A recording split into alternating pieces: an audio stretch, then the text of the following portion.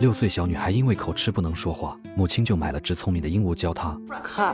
可玛丽用尽全力却憋不出一个字，母亲不忍心女儿着急，就替她说出了答案。没想到父亲却突然大发雷霆，他指责妻子不应该这样，不然的话女儿永远都学不会说话。看到父母又因为自己争吵，玛丽害怕地捂住了耳朵。见他这么恐惧，英哥又开始教他说话。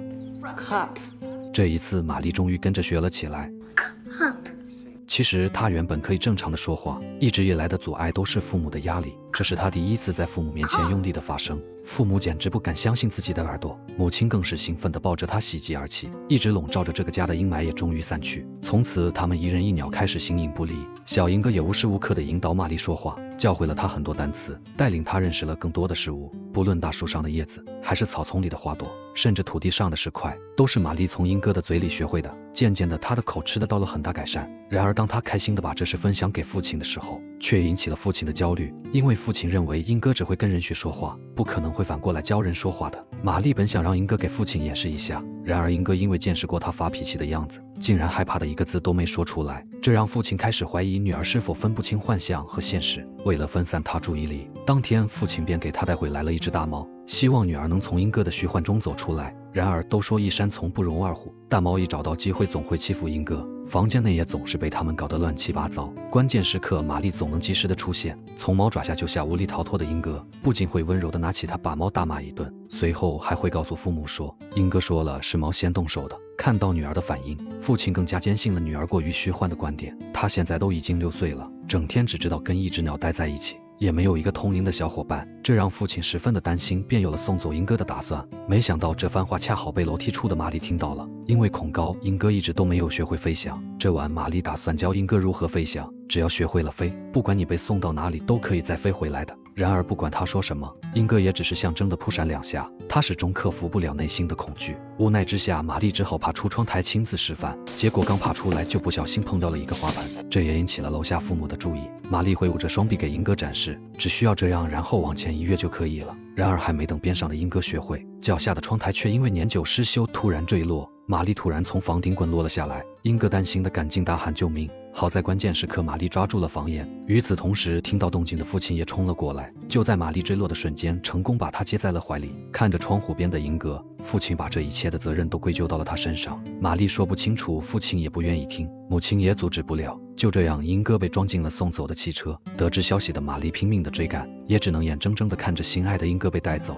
她哭得撕心裂肺，一遍又一遍的大喊，希望英哥学会飞翔，然后飞回自己身边。英哥虽然也十分的不舍的，但被关在笼子中的他也是无能为力。几经辗转之后，英哥来到了一家当铺，老板本打算让他帮忙招揽点生意，然而为了能尽快回到玛丽的身边，他不管谁来都是满嘴的脏话。虽然不受待见，但好过每天独自一人的孤单。老板也一直把他留在了店里面，直到这天，一个老奶奶看到非常的喜欢，一番讨价还价后就从老板手里买了下来。然而一心想回家的英哥依然满嘴的脏话，还让他赶紧打开笼子好让自己回家。实在受不了的奶奶只好照做，依然没学会飞翔的英哥瞬间化身走地鸡，大摇大摆的就想直接走路回家去。然而他却小看了大街上的各种危险，还没走出去几米就差点被压成肉泥。接着他便灰溜溜的又走了回来，好在他的脸皮够厚，嘴巴够甜，一会的功夫就把老奶奶忽悠的心花怒放，并且愿意带他去找玛丽的家。等查找到具体的地址后，老奶奶坐上出租车带上英哥直奔玛丽的家。英哥远远的就认出了他们的房子，可惜的是玛丽他们全家早已经搬走了。看着房间内空荡荡的一切，英哥的内心仿佛也被掏空了一般。当得知玛丽一家搬去了洛杉矶，英哥希望老奶奶能带自己坐出租过去，然而却遭到了老奶奶的拒绝，因为这里离洛杉矶有4000多公里，不仅车费是一个巨大的开销，他这么大年纪也经不起这种折腾了。无处可去的英哥就跟老奶奶回了家。刚到房间，英哥就好奇地问老奶奶，你的房子为什么有4个轮子？其实这是一辆房车。以前老奶奶喜欢和丈夫四处旅游，就在他们准备一起穿越大峡谷的时候，丈夫因为突发心脏病不幸离世，从此老奶奶就将车子停在这里，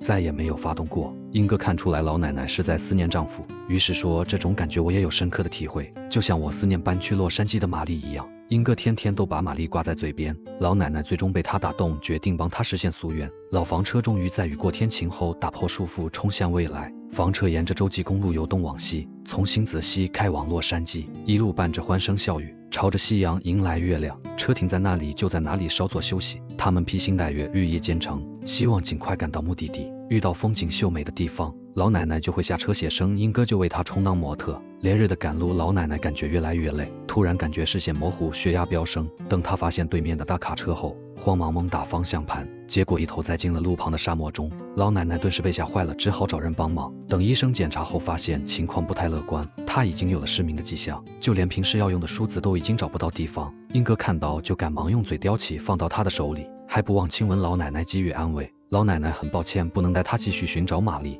然而英哥却放弃了寻找玛丽的计划，因为他觉得这时候陪伴老奶奶才更重要，别的做不了，他可以做老奶奶的导盲鸟，还可以为她描述傍晚的夕阳有多漂亮。就这样，他们相依相守，不离不弃，一直到老奶奶去世，英哥再次变成了孤身一鸟。房车里只剩下老奶奶那空荡荡的床铺，床头的油画上是英哥展翅飞翔的英姿。然而恐高的他至今仍然是个走地鸡。老奶奶一直教导他，无论遇到什么困难都必须直面恐惧，只有战胜自己才能闯出一番新天地。英哥望了望天空，拍了拍翅膀，心中默念着老奶奶给予的希望。他腾空一跃，冲破了天际，投入了大自然的怀抱，仿佛一只绿色的精灵划破天空。它的羽毛在阳光的照耀下熠熠生辉，这一刻它才摆脱了走地鸡的命运，成为了一只真正能飞翔的鸟儿。它飞过了风景如画的森林，穿过了鬼斧神工的大峡谷，它迎着朝阳出发，欣赏着日落停下。就这样，它全靠着自己飞越了数千公里，终于来到了大城市的边际。看着那一排排的摩天大楼映入眼帘，英哥想找个地方歇歇脚休息一下，于是飞进了一个老房子的院子里。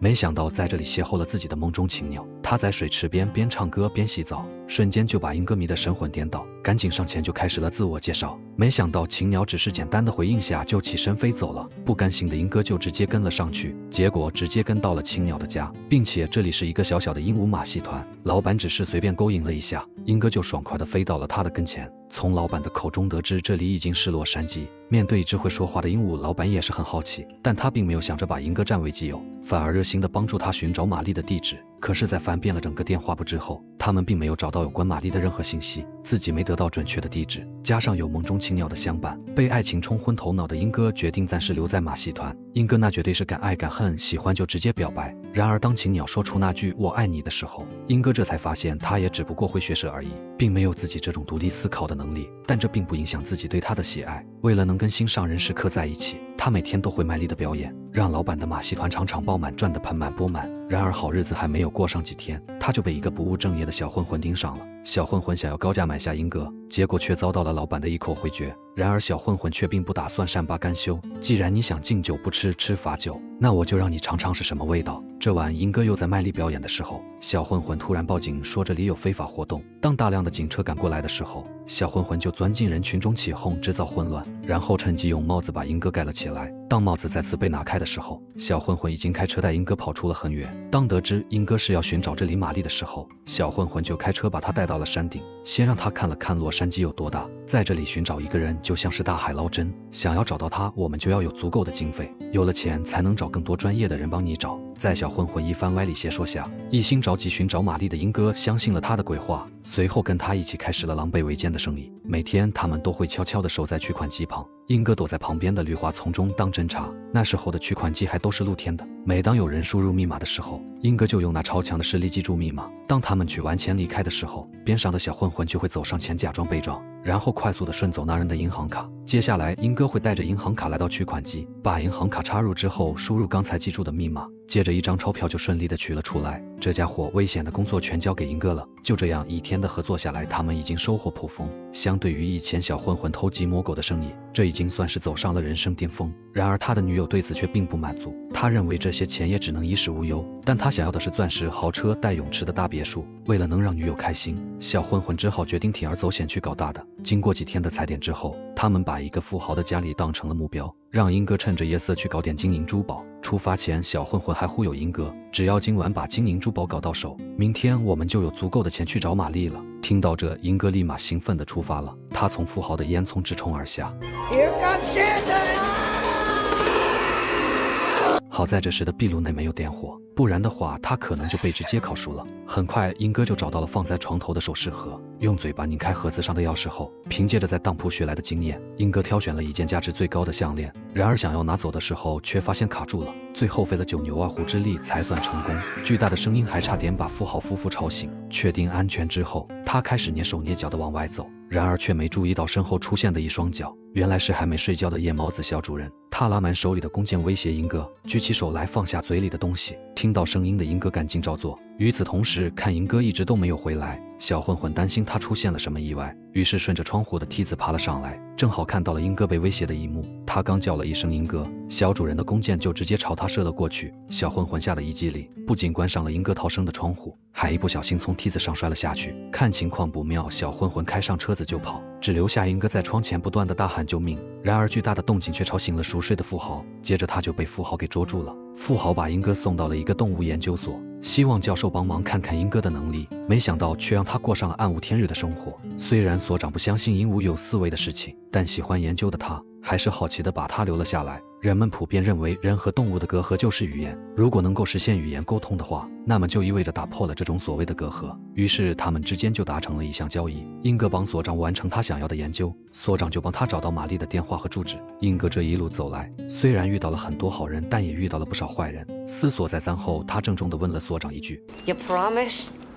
所长当场给予了他非常肯定的答复。接下来的试验阶段，英哥的表现超乎想象，他的语言逻辑不仅远超12岁的孩子，甚至可以毫不夸张地说，他就是一本移动的字典，就连骂人都能别出心裁。拥有了它，就等于拥有了震惊世界的研究成果。届时所长便可以名声大噪。英哥原本以为很快便可以见到玛丽，然而所长的一个电话却击碎了他的梦想。本以为英哥已经睡着的所长，小心翼翼鬼鬼祟祟地打起了电话，但他完全低估了英哥的听力。他们正在商量如何利用英哥套取科研基金，期间还无意中说出其实已经找到了玛丽的家庭住址，但他并不打算将英哥送过去，能否名利双收就看明天的记者招待会了。听到这话的英哥顿时心如死灰，他知道自己又有一次被坏人骗了，然而聪明的他也不会因此善罢甘休。次日的记者招待会上，所长先是来了一场高谈阔论，等铺垫做好后，他便现场开始了实验。台下很多社会各界有头有脸的人物，他们全都瞪大了眼睛准备见证奇迹。然而英哥却一点也不给面子，不论所长用什么办法，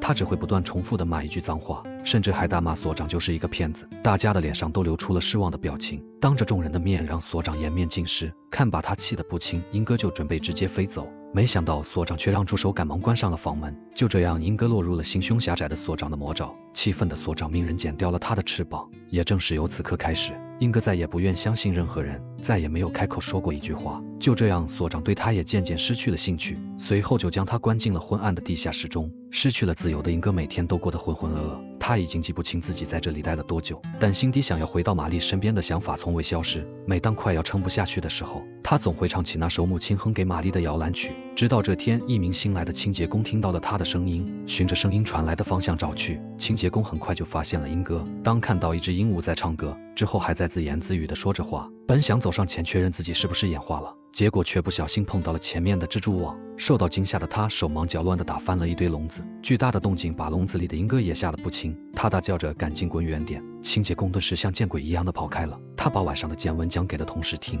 同事却全当听了个笑话。当他打扫所长办公室的时候，无意间看到了一本鹦鹉的百科全书，没想到正好在夹着纸条的那页看到了英哥的种类。他赶忙用纸条记下了这种鹦鹉爱吃的水果，到街上每种都挑选了一点之后，他带着水果来到了英哥的面前，不仅有软糯的香蕉，还有香喷喷的芒果。他只是切下一块芒果，英哥顿时就来了精神。虽然此时的英哥已经被饿得面黄肌瘦，毛发稀疏，但面对美食的诱惑，他依然不愿意开口说话。然而清洁工却拿着诱人的芒果不断挑逗他，希望他说出芒果2个字。结果前后还没有2分钟就把英哥给搞烦了。All right, mango, mango, mango, M-A-N-G-O, mango. Are you happy now? 听到英哥开口说话，清洁工还是一脸难以置信的表情，看他还是拿着芒果不愿意递进来。英哥又说道：“赶紧给我吧，你这个满脸胡子的臭猴子！”看到他骂人，清洁工仿佛发现了新大陆，赶忙来到所长面前报告这件事。所长虽然不信他再次说话，但还是带着众人来到了英哥面前。他想看看这么多年英哥又没有悔改，没想到英哥再次紧闭嘴巴不说一句话。失去耐心的所长只好又带人离开了。等所长走后，清洁工质问英哥为何刚才不给面子，英哥这才说出了自己这些年的遭遇，都是因为自己会说话的本领害了自己。清洁工听到之后深有感触，因为自己又何尝不是飘零无遗。他本来在俄罗斯是个老师，年少时因为胆怯错过了最爱的人，现在又因为自己不精通英语，才在这里找了一份清洁工的工作。当听说英哥至今都没有玛丽的下落，清洁工打算帮忙实现这份夙愿，没有打开笼子的钥匙，他就直接拿来了一把老虎钳。英哥劝他不要这样做，否则你将会丢掉这个来之不易的工作。然而此刻的清洁工并不在意这些，他将断裂的笼子掰开一个豁口，接着把手伸了进去。虽然不愿再去相信任何人，但清洁工的眼神是如此的坚定，带着心中那份寻找玛丽的希望，英哥再次选择了相信人类。为了找到玛丽的家庭住址，他们再次来到了所长的办公室。然而花了几个小时翻遍了这里，还是没能找到任何关于玛丽的信息。突然，清洁工想到了鹦鹉百科全书里的纸条，原来那上面正是玛丽家的地址和电话。可还没等他们来得及庆祝，所长已经带人来到了门口。看着桌上的英哥，他瞬间明白了一切，于是命令手下把英哥给抓住。面对着突如其来的变故，清洁工的心中有些胆怯，但看到英哥在桌上拼命反抗的那一幕，他顿时变得不再懦弱，决定不惜一切代价也要带走英哥。他不仅当面指责所长就是个骗子，还说以后再也不会为骗子工作。说完便带上英哥头也不回地离开了。所长哪里能咽得下这口气，他马上用对讲机命令全体保安出动。清洁工带着英哥穿梭在走廊中，很快就陷入了被包夹的处境。情急之下，他们只能进到身后一个房间，然后将房门反锁，寻求办法。好巧不巧，他们来到的正是所长的实验室，里边放置着大大小小的铁笼子，每一个笼子里都关着用来做实验的小动物。清洁工来到窗前，不断地摸索着，随后拿起一把椅子撬开了铁丝网。当他准备带着英哥逃出去的时候，英哥却产生了一个大胆的想法，他不忍心看到这些生命被当作廉价的试验品，于是就打开了所有的笼子。另一边的所长终于成功打开了房门，没想到此时的实验室已经是一片狼藉，所有的小动物们正在举行着一场狂欢派对，而清洁工早就带着英哥逃了出去。他们一路不敢停歇，没多久就来到了纸条上的地址。此刻的英哥心中十分紧张，他不敢确定在见到玛丽后会不会幸福的晕倒。就在这时，从院子里跑出来一个小女孩，英哥仿佛看到了当年熟悉的背影，于是边喊着玛丽边追了过去。然而等小女孩回头后，却是一张陌生的脸庞。看了看纸条上，地址也没有错，真不知道哪个环节出现了问题。就在他们一脸迷茫的时候，房间里突然走出来一个年轻漂亮的姑娘，她嘴里呼唤着英哥，眼里充满了柔情。原来她才是玛丽，只是长大了而已。英哥跟她分开了太久，他的记忆一直停留在了遥远的过去，所以一时半会儿还有点接受不了。他历经艰难险阻，飞越千山万里，只为寻找心爱的玛丽。没想到认亲的场面却一度陷入了僵局。他正准备失望离开的时候，背后却突然传来了那熟悉的旋律，那是只有母亲和玛丽才会唱的摇篮曲。听到这，英哥才彻底的相信，眼前的大美女就是自己魂牵梦绕的玛丽。随后纵身一跃，飞到了玛丽的手里。清洁工很庆幸自己见证了这份重逢，英哥再次投入了玛丽的怀抱，成了这个世界上最幸福的小鸟。幸福就像是绿色的精灵，可以自由自在地飞翔在天际。阿英爱说笑是由约翰·罗伯茨执导，杰摩尔和海利·凯特·艾森伯格主演，上映于1998年的美国剧情电影。整部影片就像是一个温馨的童话故事，导演将镜头对准了一只鹦鹉，以他的视角来推动故事情节的发展，就是希望展示出一个充满机遇和温情的世界，让观众在欢声笑语中经历一次温馨的心灵洗礼，同时传递出亲情与友情之间的可贵。英哥因为会说话惹来了许多麻烦，被父亲当作怪胎送走，被小混混利用做坏事，被所长惩罚关在地下室。然而当每一次经历挫折之后，总会有一束阳光指引着他，老奶奶的陪伴与关心让他体会到了家人的温暖。表演团队的老板提供了避风的港湾，清洁工不顾一切地帮助他回到玛丽身边，这都是人性中闪耀出的光辉。最令人感动的还是英哥对玛丽的坚定，为了回到玛丽的身边，他克服了对飞行的恐惧，经历了被剪断羽翼的伤心，这一切都让最后的相聚显得弥足珍贵。在生活中，我们难免会遇到困难，偶尔也会失去前进的动力，但一定要相信，一定会有一束光来到我们的身边。只要我们像英哥一样拥有坚定的信念，然后通过不懈的努力去寻找解决方法，最终就一定能够得到属于自己的幸福。